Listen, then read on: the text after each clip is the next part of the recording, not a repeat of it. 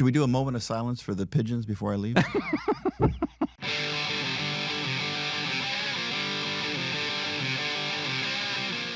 I'm Arizona Family political editor Dennis Welch. Dennis, fake news Welch. Try to tell the truth. And this is the Politics Unplugged podcast.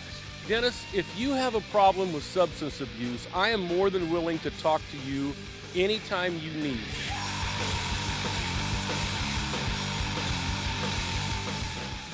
Welcome back to Politics Unplugged, the podcast edition. And today I am happy to be joined by Congressman Greg Stanton, the Democrat from Phoenix.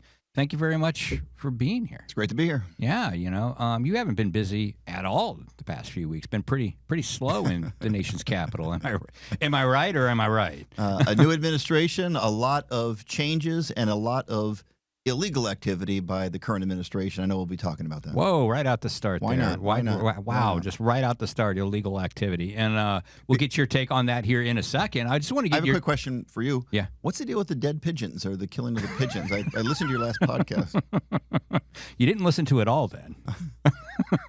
Thanks for listening to some of it. No. I was driving to work last Friday, and as Colin, the producer extraordinaire, has reminded me the pigeons did not live up to the social contract. Pigeons are supposed to get out of the way, and they did not. And I ran a bunch of them over. All right. Well, It was traumatic. It was a traumatic day. a prayer for the Thanks pigeons. for bringing that up. So let's start here. Let's talk a little bit about past few weeks. Get your general assessment on this. I mean, there's been so much. It's not like there's one or two things we could point to from this from the first few weeks. I mean, the first day he issued nearly 20 executive orders or something like that, nearly 24. There's been the freeze on federal spending. There was his press conference after that tragic airplane collision and crash with the helicopter. There's been a lot. So let's get your thoughts on just the first few weeks. Well, we can talk a lot about policy differences. Donald Trump won the election. There's no election denialism on our side of the aisle. Yep. We acknowledge that. He won the election. He has the powers of the presidency. However, what he's trying to do is have the powers of a king. He is trying to make changes to budget decisions that were made by Congress in consultation with the president. Mm-hmm. We passed a bill, bipartisan bill. The president signed it, and he does not have the right to kind of come in and unilaterally, without consulting with Congress, to make changes to that. And that's exactly what he's trying to do. Otherwise, we get away from the critically important checks and balances that Congress provides, co-equal branches of government. We are no longer the democracy that people expect of the United States of America. We are moving more towards authoritarianism. And people think that word is a scary word, but it applies. If you are trying to basically say, I alone get to make these decisions, ignoring the will of Congress, we are moving in a bad direction in this country. Well, you mentioned the federal spending freeze, what you're talking about when you said he's trying to block appropriations from Congress that have been okayed by Congress. I mean, he rescinded that order. I mean, it was sent out, then it was rescinded, it was sent back out again, and rescinded again. I mean, correct? I mean, not correct. As you know, his press secretary went out the very next day and said, hey, we just rescinded that order.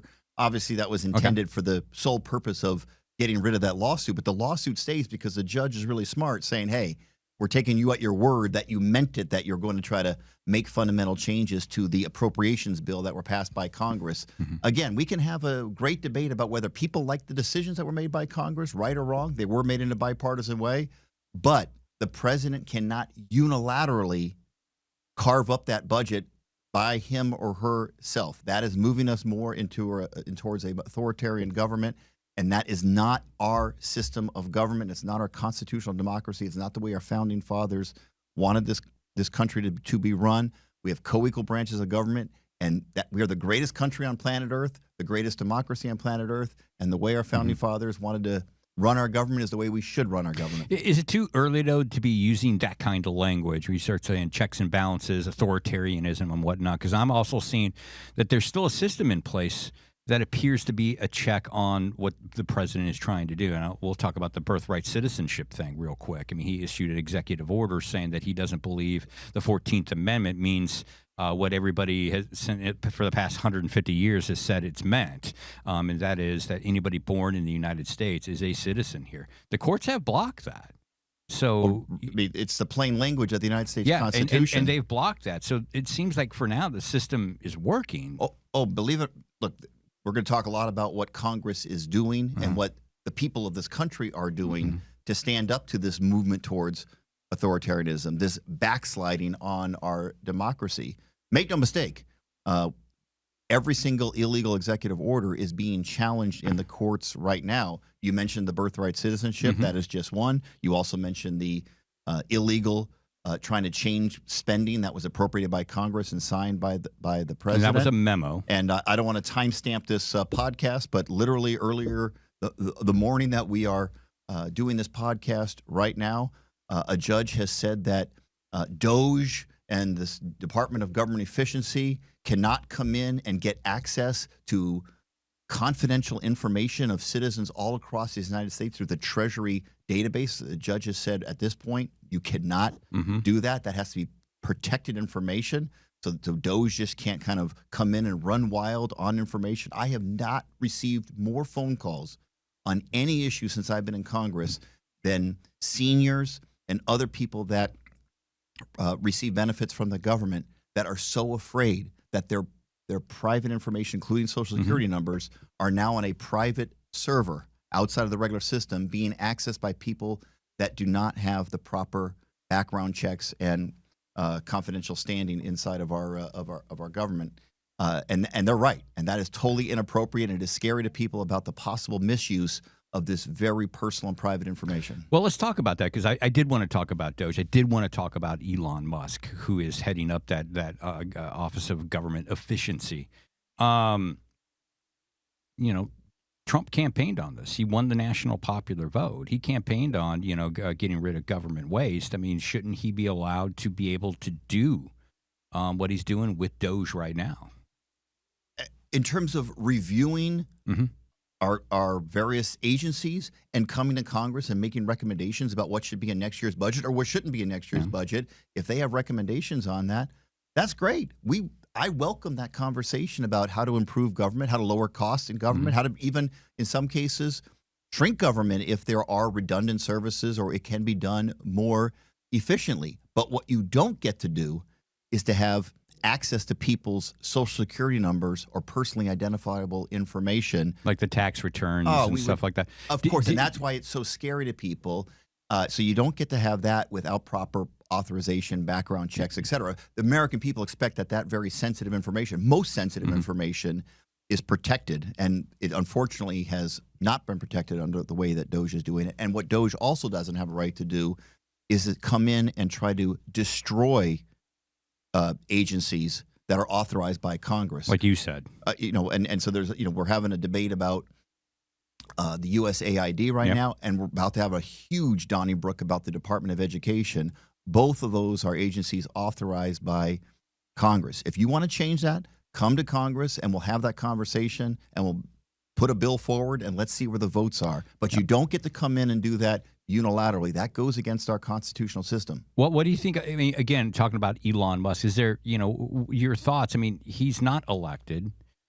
He's been appointed to do all this. Do you think him and the administration has violated the Privacy Act, considering like the tax information that they have on Americans? Oh yeah, literally, as I said earlier this morning when we're taping this podcast, a judge said exactly that. That is inappropriate. That is illegal. You want access to that information, you have to make sure you have people that have the right security clearance, have gone through the right background checks. This is the most sensitive. It's the reason why a 35-year veteran of the Treasury Department quit, because he said no, and he was forced out. He did his job as a civil servant.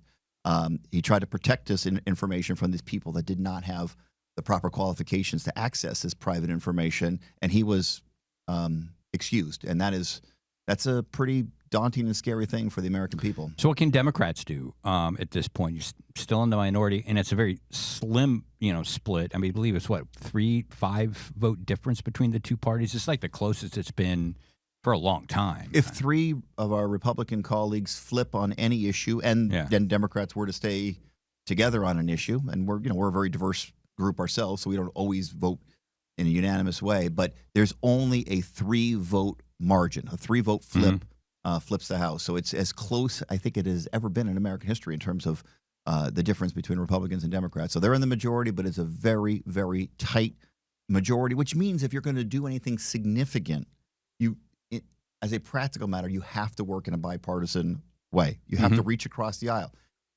A member like me, I am willing to work with them across the aisle, but we're going to have to compromise. That is what politics is the art of compromise.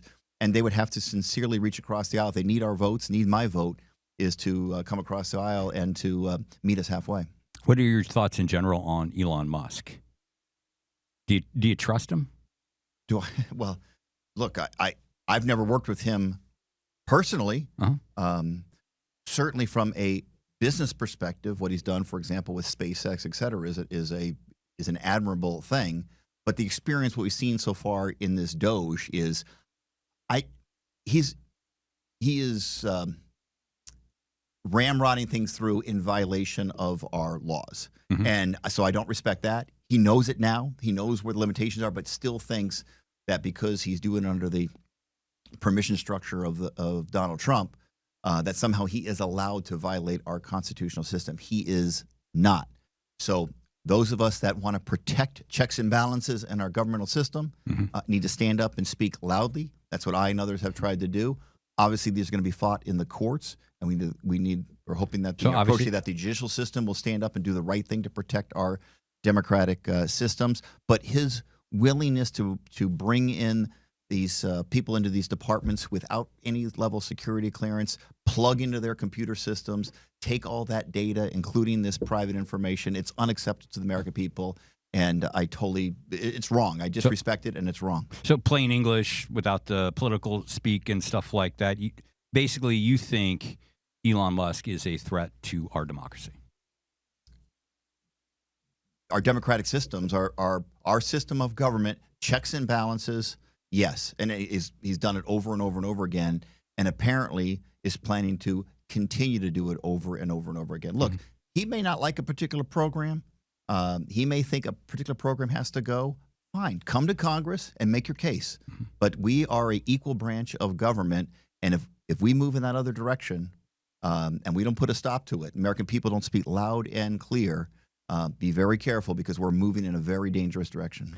Okay, and just to push back a little bit, come to Congress and talk it and talk. I get that, but why? I mean, Congress has seemed to have been so broken recently that it can't legislate its way out of a paper bag in a lot of issues. So something has to give. Do you think Congress is even effective at this point right now, as divided and polarized as politics is right now? Well, this is why you need serious lawmakers that are willing to reach across the aisle and get things done, just like we did with the bipartisan infrastructure law, the largest infrastructure investment in American history, which needs to be reauthorized. I'm on that committee. I'm on the Transportation Infrastructure Committee. It's my life's passion as a former mayor of Phoenix. You need people that are willing to reach across the aisle and compromise to get things done. And so there are examples of that. Certainly, people are frustrated with Congress and feel like we don't do enough of that. We need members that are willing to meet in the middle to actually get things done. And we can talk about the kind of incentive systems that exist in Congress, where you want to build your personal brand as opposed to being a compromiser. A compromiser doesn't make you a famous member of Congress. You don't get on national television unless you say bombastic things about the other side. We need serious people who are serious lawmakers that are willing to compromise, reach across the aisle. That's how good government is done, and that's exactly what I'm advocating for. And that's exactly what this new administration is not doing. They're trying to do it completely unilaterally.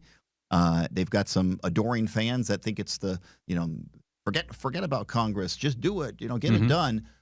Be very careful if you go down that road of just do it and get it done and ignore Congress, because that goes against what our founding fathers wanted for this country. Well, one of the things Congress did do is last year, Congress, in an overwhelmingly bipartisan way, they passed a bill to ban TikTok. If it didn't change, if it didn't sell, if it didn't change ownership and whatnot. here we are. Donald Trump gets into office and he says, issues executive order, and fiat says it can operate right now. It seems like he's just ignoring a law passed by Congress. And nobody's saying much about it, including you. I haven't heard you say anything really about this. What are your thoughts? Is he ignoring Congress? And should TikTok be banned? So I voted on the bill that Yes. in a bipartisan way that was recommended. And you voted by, yes for the ban. I did vote for the sale of TikTok to either an American or a company or investor from a friendly nation. Obviously, with 180 million users, the ability, just like we do with broadcasts, you don't allow foreign ownership of our broadcasting system in the United States because of the concern about potential impact on our electoral system. Feel very much the same way. Obviously, there's going to be many suitors for TikTok. I do hope it is sold. In terms of the decision of the president to allow for a short period of time, I know it's being legally challenged, and we'll see what happens on the legal challenge. But the principle that TikTok should be owned not by an entity that Chinese Communist Party has access to that information, but to either an American or a allied person, a citizen of an allied country or company from an allied country, I think is a strong principle. Do you think though that the Trump administration is ignoring Congress or breaking the law by not enforcing the ban, the law that was passed by Congress? Now, the president had the authority to extend the ban, the implementation of the ban for up to 90 days, but there had to be proof that there was work being done to sell the company or whatever. There is no evidence of that right now. So do you think that Trump is ignoring Congress or breaking the law at this point? On the issue about what negotiations are ongoing about attempts to sell it, I know it's been talked about, even Elon Musk potentially buying it, et cetera. I can't speak to that issue. I'm not involved in the court case, et cetera. The principle that good faith efforts have to be made to sell, I think, is the right principle.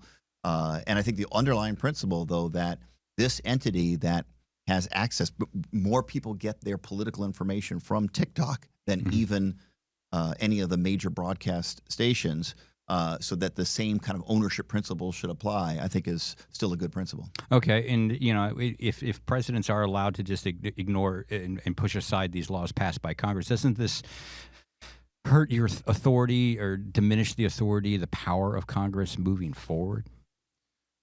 Because, I mean, if you can pick and choose which laws you want to follow, where does it stop? Okay, so we have, in the case that we're talking about in terms of the grants and loans, these are trillions of dollars. This is the federal budget that has been passed by Congress in a bipartisan way, signed by the President of the United States, for him to unilaterally say we're going to shut all of it down for whatever reason. Our system will break down. Our constitutional system breaks down if that continues. And we have to stand for that principle. We'll have a good discussion, a debate, even a Donnybrook about future budgets. And President, you were elected president. Come to us. Let's have that conversation. Let's have that debate. But you can't do that unilaterally. That is not our form of government. That is a solid principle, and I'm going to stand for that principle. Can the president exercise what was on the TikTok issue that you're bringing up, the 90-day pause? Because there's ongoing negotiations. Look, I'm not involved in those negotiations, so I can't speak to that issue. But you're trying to make a commonality between the two of them. I think what's happening with the TikTok is what was in the bill itself. Okay, and how far are Democrats willing to go to stand up to this administration? We know, you speaking of budgets, we know that there's been a lot of issues just passing budgets. It seems like you guys just doing the extensions to avoid the government shutdown. Democrats willing to stand up and not, and not pass a budget, because you've got to get some bipartisan agreement to pass a budget, at least out of the House. That's the way it's been the past for a long time. Would you be willing to shut down the government if you felt it necessary to stand up to the Trump administration? Well, the concept of, look, the Republicans are in the presidency. The Republicans are the majority in the House. The Republicans are the majority in the Senate. So the concept that if they are unable to reach a budget among themselves and the government shuts down, that somehow would be blamed on the Democrats. Certainly they're going to try to do that, but people are smart. They understand that if there is a government shutdown, that would be a failure of the party in power, which right now is the Republican Party. Now, if you're asking me, as they go through the budget process and they need Democratic votes, and they come and ask for Democratic votes, would I say no to anything under any circumstances? Of course not.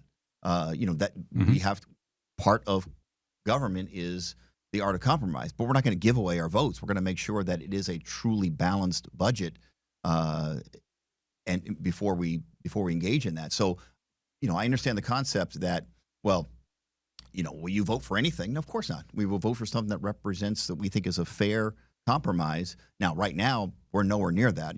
We're just a few weeks away from a government shutdown, and it appears on the other side that they are way, way apart among themselves on what to do. But certainly in times past where there was a CR that needed to be voted on, we Democrats did provide the votes that continued to the CR because of the unreasonability of many in their party that were not even willing to come to the table and compromise. All right. I told you I'd keep you about 20 minutes because I know you're super busy. And we just hit at the 20-minute mark here. But I really want to thank you for people who take you behind the curtain a little bit. A lot of people don't know. We were taping this on a Thursday. You flew out here Thursday morning. You're catching the red eye back because you got votes on the Friday.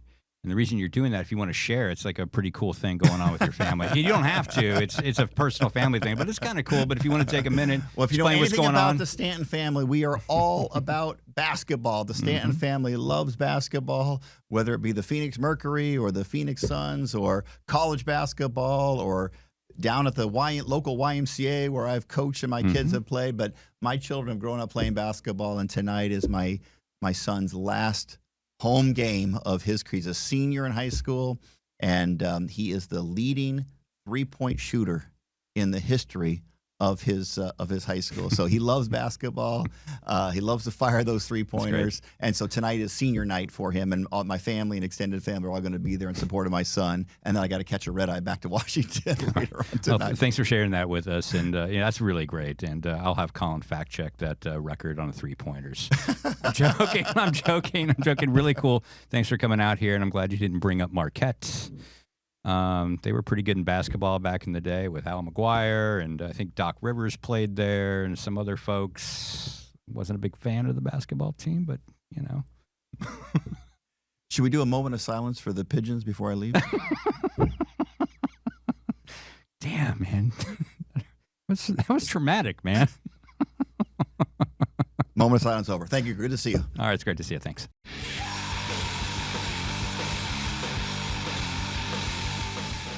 Welcome back to the second half of the Politics Unplugged podcast. As always, producer extraordinaire Colin Stanton here, representing the second Stanton at this table in a row. Yes. No relation that I'm aware of. No relation. So let's start real quick. Anything pique your interest? Anything interesting from the interview we just did? I thought his comments on Elon Musk were pretty strong. He thinks he's a threat to democracy. Yeah. It's a pretty strong point of view. It is, and getting a little harder to argue with. Yeah. It's concerning to have a billionaire from another country just rummaging through the government with carte blanche, with no, he's not even, DOGE is like not even an official thing. Yeah. It's not an approved thing, but it's not official, but it's real. Yeah.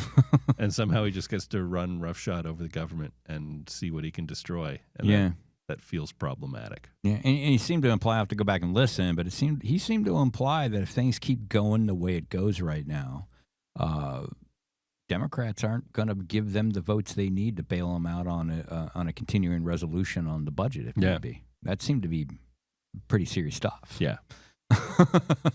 Yeah. I think Democrats have been facing a spot where they're not quite sure what to do and what they can do to stop it. I think they've kind of started to focus on Elon Musk, which is interesting. I didn't really press the congressman on it, and I should have.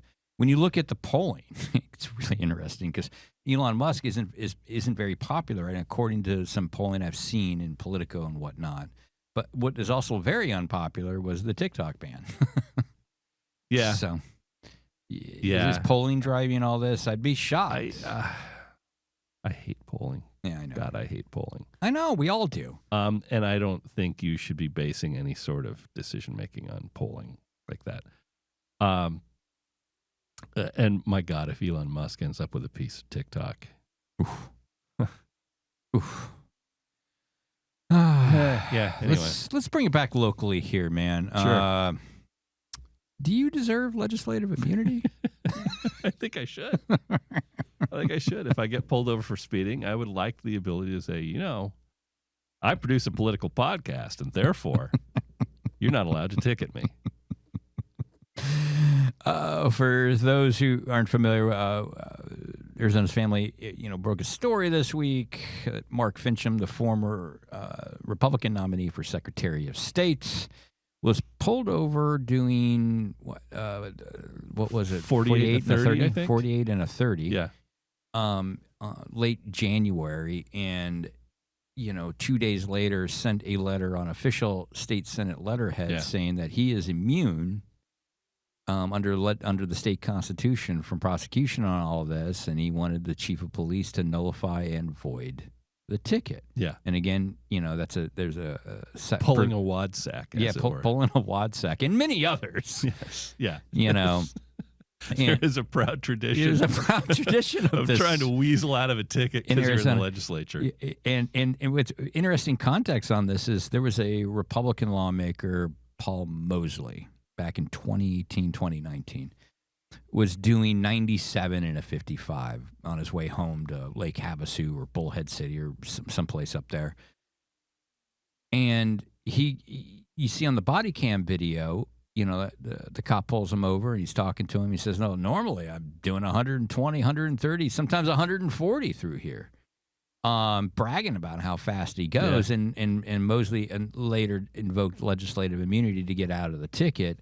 In response, the next year, Governor Doug Ducey, in his State of the State speech, called for the elimination of legislative immunity. And to do that, you need to go to the voters because it is part of the Constitution. And there is a reason it's in the Constitution.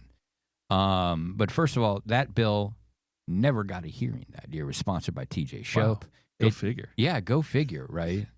They want to keep their little protections there. Now, when the Constitution was first written, there were legitimate reasons for that. You didn't want a rogue sheriff pulling over some lawmaker or going to his house and arresting him on bogus charges and thereby preventing him from casting a pivotal vote on something that you may or may not agree with.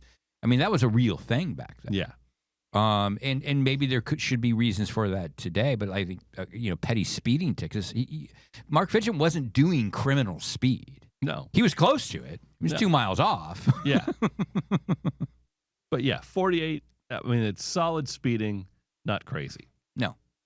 And, we just, saw the body cam video and it lines up with what Finchem put in that letter, again, was on official Senate letterhead that he sent to the chief of police. It said that, he asked for driver's license, registration, and all that stuff. And he also provided, when he handed stuff over to the cop, he also provided his Senate ID badge. Oh, thoughtful. I mean, it's a little more subtle than Wadsack when the cop came up and said, "Can I get your name?" And then she says, "Yeah, my name is Senator Justine Wadsack." Yeah. Like, what, your middle name is Justine? Yeah, it's no official name. Not so subtle. I mean, is shame dead? I don't know. Wouldn't you just feel like a massive asshole doing that? Pay the ticket.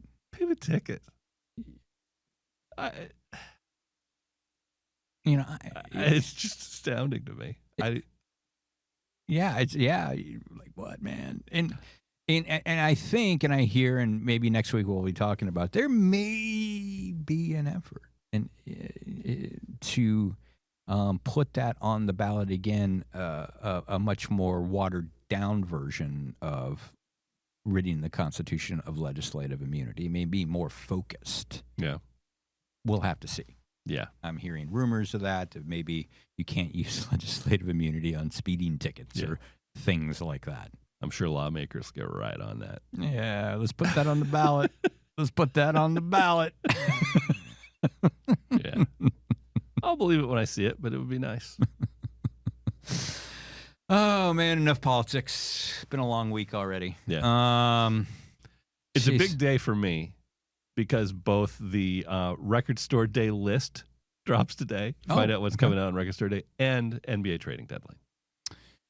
Which, as we tape, so we're taping this on Thursday, and as we do this, the trade deadline just expired. And the Suns made major moves, right? Because for the past 2 months, Suns were getting Jimmy Butler, maybe they're getting rid of Durant. Yes. So they made big moves, right? This team is going to be unrecognizable by the time this podcast drops, right? Yeah. The headline move at the deadline, Yusuf Nurkic to the Hornets for 2 dudes whose salaries are going to be going bye-bye at the end of the year. The Suns also shipped out their first-round pick and got back a second-round pick. So basically they gave the Hornets a second-round pick to take Yusuf Nurkic, who gets paid $20 million next year for 2 guys who don't have any guaranteed money next year. So this is we'll give you a first-round pick if you'll pay this guy next year, and we can get out from under the money. I mean, which is about what they were going to do.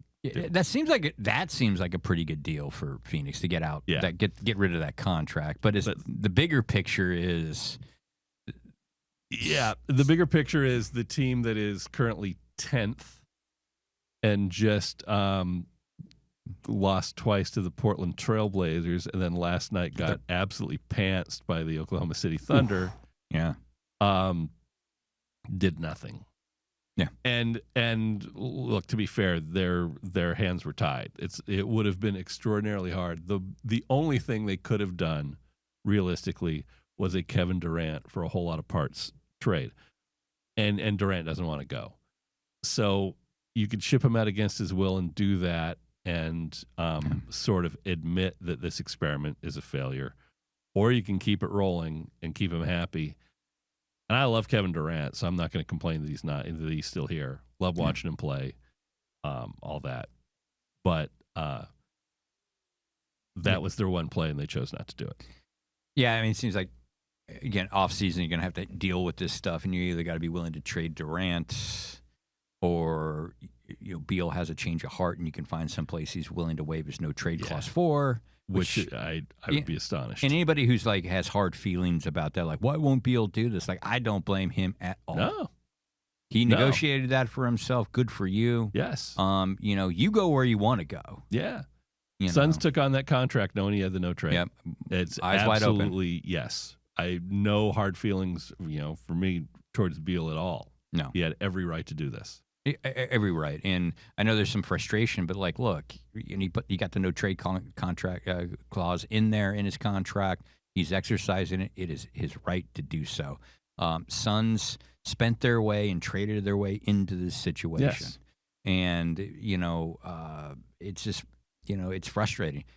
Once again, it sucks being an Arizona sports fan. Yeah. Yeah. And beyond that, Beal's not the reason they stink. Or Beal's not the reason they're in 10th with the most expensive roster in the league. There are any number of issues they have, and Beal has been fine and occasionally terrific. Yeah, including a lack of energy. Yes. Remember when Trump was labeling everybody low energy? Yeah.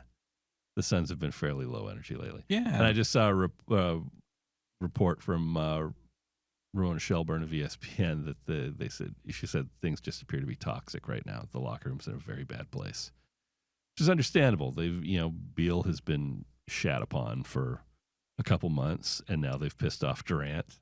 Yeah. And not good. I did see one observation that was a little depressing as a Suns fan, which was that when the Suns had the number 1 overall pick, and they chose to, and they passed on Luka and anyone else in that draft to take DeAndre Ayton, and then soured on Ayton and traded him. They have managed to whittle down their return to that for that number 1 pick, the number 1 overall pick in the NBA draft, they've eventually turned into just Grayson Allen. I like Grayson Allen. That's depressing. Grayson Allen's been a very good role player for them. He's been a welcome addition. No, he's a good player. He's a solid player. They could have had Doncic. He ain't no Doncic. But yeah, they traded Ayton for Nurkic and Allen and a few like Nazir Little and someone else. Two guys they immediately waived. It's depressing because it looks like the Suns right now are years behind everybody. Yes. Like not a few pieces, years. And beyond that, they're also tied up in contracts for the next 2 years. Yeah. So to fix it, you're looking at a few years wait before they can really do it. Because we talked about it in the other day with all the focus on the big Luka trade going to the Lakers and all. Plenty of thoughts. We're not going to give you thoughts on that. If you want that, go to wherever. Yeah. I thought what was underplayed was what San Antonio got. They got a really great player. Yeah. From Sacramento. Yeah. De'Aaron Fox. De'Aaron Fox to go next to Wemby. Next to Wemby. I mean, that squad is set. Yes. For a long time. Yes. And it's like I'm looking at they're going to be really good. Yeah, and who knows where the Lakers? Who knows where that team goes? And I think short term the Mavericks got better. Yeah, as good as Luka is in terms of this season, maybe next season. Yeah. You still got Kyrie in the backcourt. Now you've got AD in the front court. Yeah, that's going to be a really good team. So I think short term the Mavericks got better. I think short and long term the Spurs got much better. Mm-hmm. I think the Kings did really well in the De'Aaron Fox trade, all things considered. They had to get rid of him, and they turned him into Zach LaVine, who can really play. So the Kings are still a problem in the West. Suns have an uphill battle just to make the play-in. Yeah, I mean, you start looking at the teams in the West. I mean, there's Houston, there's Oklahoma City, there's the Spurs, there's the Lakers, there's the Mavericks, there's the Nuggets. The Nuggets. Yeah, and everybody's forgetting about the Nuggets. And there's a lot of teams ahead of them, and a lot of those teams are young. Yes. Yeah, Oklahoma City's ridiculously young. The Rockets are ridiculously young. The Grizzlies are still young and very good. Yeah, it's a problem. They've got problems. I mean, it just feels like you're years behind. Yeah. It feels like all this quest for a championship took us all the way back to, the post Nash era, the beginning of that, where we missed the playoffs for a decade. Yeah. It feels like we're just back there. Yeah. And then on top of that, the Lakers, who a week ago looked like an aging team, is there any way they can salvage this and not just be a disaster once LeBron hangs it up? No, they've got LeBron's replacement, Luka, there now. Yeah.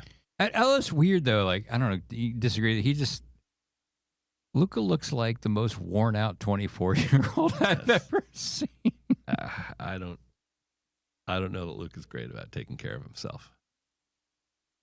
Yeah. Well, but anyway, it was just kind of depressing. A lot of excitement coming into for almost 2 months now to try to get Jimmy Butler here. It just didn't happen. He ends up getting flipped over to the Warriors. I mean, Ishbia, you mentioned he's got to be furious. Yeah. Although I will say I hated every variation of a Butler trade that I saw. Yeah. Whatever experts were laying out as, well, the trade could look like this. Every time I looked at it, I thought, God, no. No, don't do that. I did like one scenario toward the end where the Suns weren't going to get Butler. So it was going to be some sort of trade for Durant going to the Golden State Warriors. And in return, we were going to get some key pieces and some draft picks. I thought that was pretty good. But again, Durant didn't want to go. Beal can't be traded. Durant doesn't want to be traded. And from what everybody has told me, Booker is untradeable. Booker is untradeable, yes. Yeah, I disagree. Yeah. I think at this point everything's got to be on the table.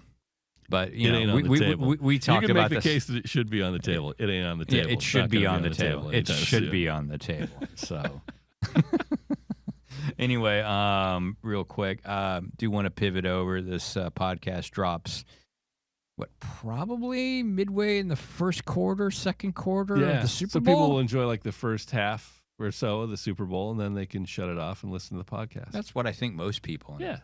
And I'm not going to say America, but most people in Arizona will be doing. Yeah. No, just tide them over until it's pod time. Yeah. So real quick, who wins and who top performers at halftime shows in your opinion? Who wins? And looking back at all the Super Bowls, who were the top halftime performers? I think the Chiefs win. I think the Eagles are the better team, and I think the Chiefs have shown repeatedly that doesn't necessarily matter. The Chiefs just keep winning. So I'll begrudgingly take the Chiefs. I don't care about this matchup at all. Genuinely do not care about this matchup at all. No, me neither. Best all-time halftime show? I think number one is easy for me. It's Prince. Prince, yeah. After that, there's such obvious old guy picks, but U2 and Springsteen are probably my 2 and 3 there. Mm-hmm. I'm going to agree with you on the Chiefs. Okay. I think the Eagles have a better roster and it's the better team, but I think the Chiefs have better coaching and they know how to win. Yeah, and they've got Mahomes. I mean, it's weird because when I was younger, much younger, I was a Chiefs fan. Yeah. I like Steve. I don't know if you remember, Steve DeBerg. Christian Okoye was in the backfield. The Nigerian Nightmare. Yeah, man. Yeah. Derek Thomas, the linebacker. I love that team. Yeah. Like DeBerg. I mean, that guy, you could just beat the hell out of that guy, and he was playing. I mean, the joke is you only needed, if you had DeBerg, you only needed one quarterback on your roster because he was going the distance. Nice. But yeah, but I'm not exactly thrilled with this matchup. But for me, if we're gonna have this, I'd rather have and watch a three-peat. And everybody says they don't want to see it, but like, really, you don't, because everybody talks about the Jordan years. Reverence, like, oh yeah. I remember a lot of those people were years. kind of sick of it then, though. They were sick of it then, but now they talk. It's like, oh, it was the blah blah blah. You should have seen this. Yeah. And I don't know, and I see, and Philly fans have a pretty bad rap. Well earned. I'm sorry. I'm like, as a whole, individually, I think the ones I've met are great. But when y'all get together in a flock, yeah, don't need to be around that. I'm not that excited. What you said, halftime though, for me, I got to agree with Prince. That was an amazing halftime show in the rain in Miami. And it was just awesome. Yeah. I got to go. Dr. Dre. That was a great show. Like all the. I mean, I think Eminem was on stage. Snoop Dogg was on stage. It was a really great show. And then I got to go. Fogerty, CCR. Was it Dan Fogerty? John Fogerty. John Fogerty. Yeah, Dan. John Fogerty played a halftime for the Super Bowl. It was during the Bush administration. The Iraq War was at its peak, and he played Fortunate Son in a not so subtle message. My worst? Oh, the Blues Brothers played a halftime once. I forgot about that. With good reason. It was long after John Belushi was dead. Mm-hmm. So not only was it the Blues Brothers, which is their comedy thing. They're not really a big. But anyway, the version we got was Dan Aykroyd, Jim Belushi, and John Goodman. Yeah, no one needs that. Jim Belushi was no John. No, he was not. Yeah. No one needed to see that. Also, the Black Eyed Peas did it once, and no. I off the top of my head, I don't have any worse because most of them are just forgettable for me. Like, I'm just not interested. Yeah, I don't. It's rare that it's anyone I care about. Yeah. I'm not one of those just watching for halftime. I'm one of those who's probably doing something else at halftime. Yeah. Who would you like to see? And mind you, like under the parameter, it's got to be something that's appealing to a wide range of people. See, and that's the issue. Yeah. Because my musical tastes are not appealing to a wide range of I know, people. that's the really hard. That's the really ones hard. I would like to see are like, you're not getting Fishbone doing the Super Bowl halftime. Oh, man.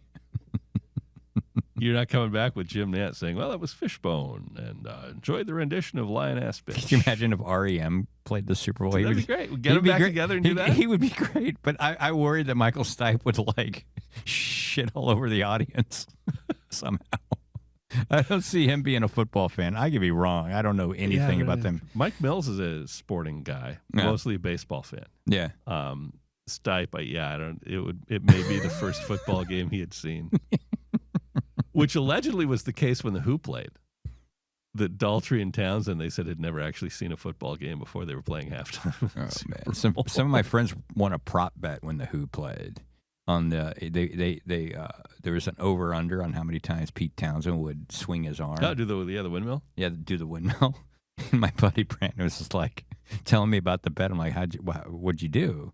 Like, always bet the over on Townsend. Yeah, yeah. Townsend with a national stage like that. Yeah, that's it's spinning. Yeah, it's going around. Yeah, but I don't. Yeah, because I don't know who. Because we got pretty tailored tastes. Yeah, and most of the mainstream, and by mainstream I mean could play the Super Bowl acts that I care about have played it.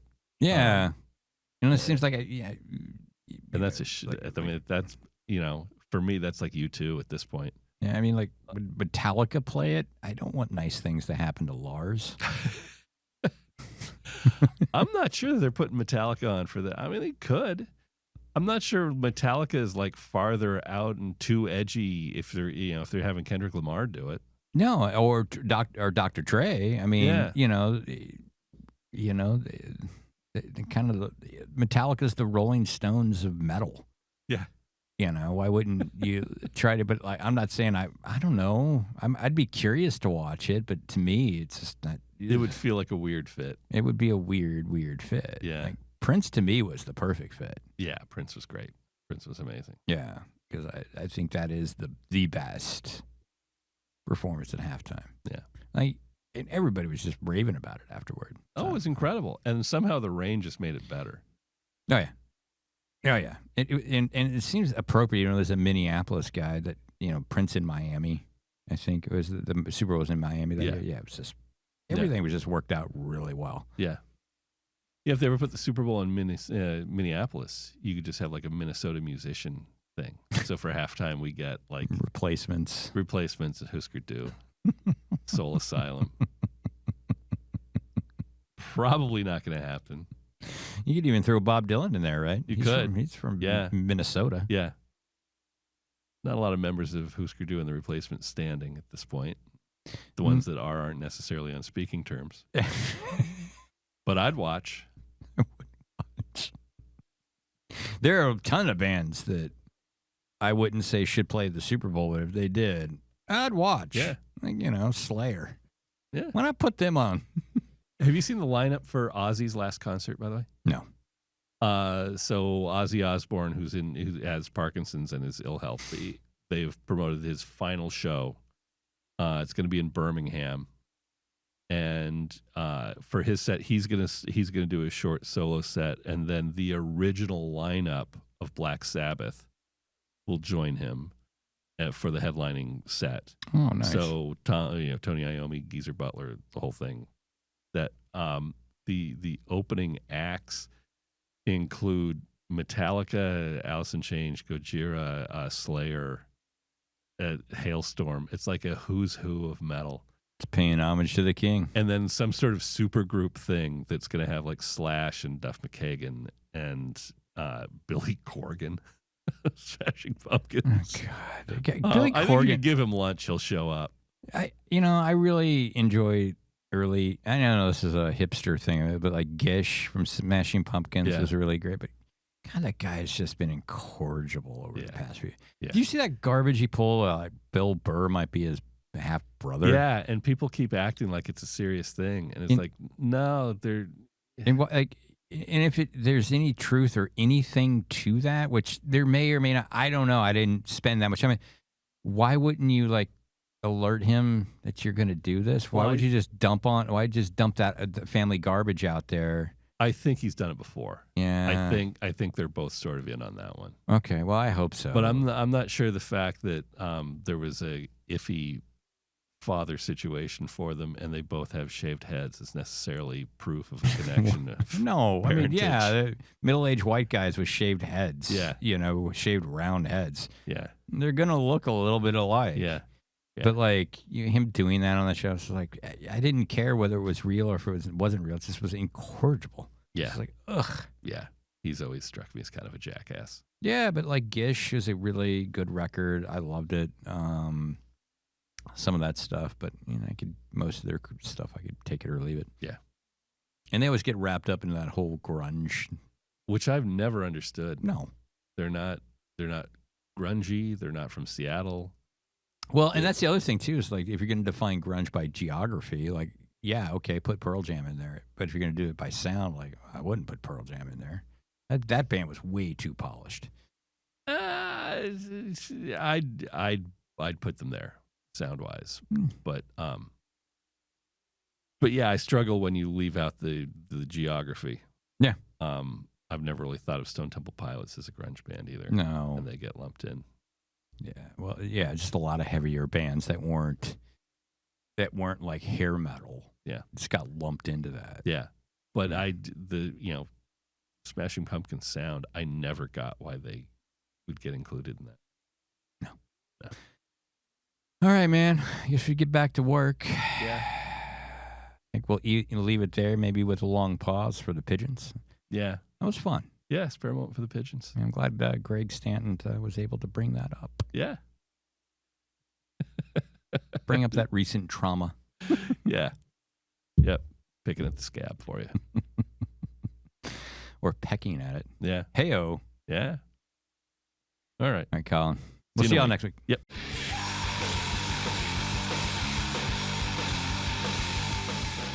Thanks for listening. You can subscribe on YouTube, Spotify, Apple, the Google Store, or anywhere else you get your podcasts. See you next time.